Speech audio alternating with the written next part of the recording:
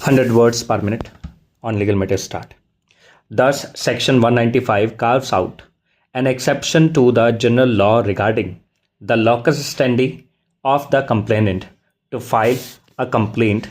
Thus, only public authority, which was her target of the purported false affidavit, only has locus standi to file a complaint, and no other person can approach the court for the same. Stop. No private person can be allowed to force the court or public authority concerned to become complainant to initiate criminal prosecution for the alleged offense of perjury. Stop.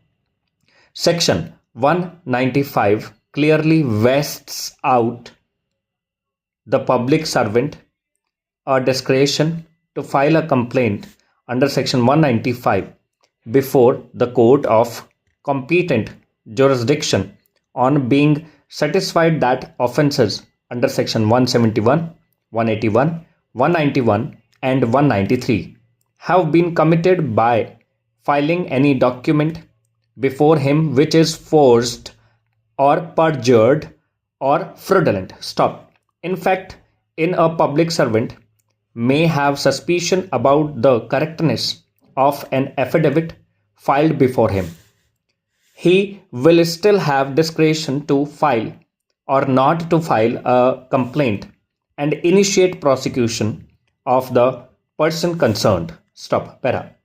Thus, this section does not cast any positive legal duty upon the public servant to launch a prosecution. Stop.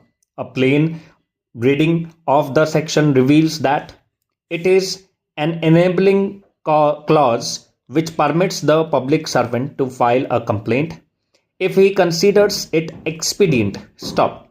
Section 195 is also a restricted provision as the same puts a bar on every person other than the public servant concerned from initiating criminal proceedings. Stop. Para. Thus, if any direction is issued as suggested by the petitioner, it would amount to conferring a private person the right under Section 195 indirectly. Stop. It is a settled proposition of law.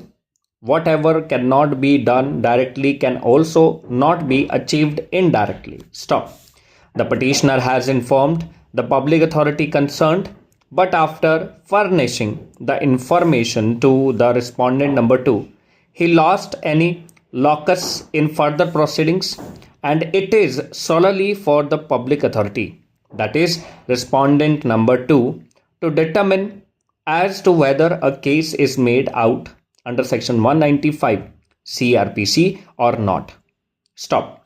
We would like to add here that under the law of contempt, a person, even if aggrieved, informs the court about the alleged contempt, he loses his locus standi, and it is a matter between the court and alleged contemner, and the informant has no right to be heard in the contempt proceedings.